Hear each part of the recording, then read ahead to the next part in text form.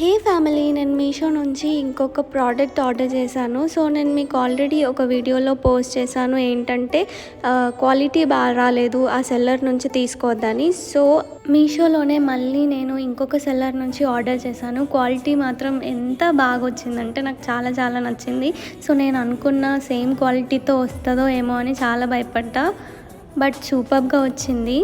Birthday వ్లాగ్లో చూసే ఉంటారు, నేను ఇదే జ్యువెలరీ వేసుకున్నాను నా బర్త్డే డ్రెస్కి, బ్లాక్ కలర్ డ్రెస్కి.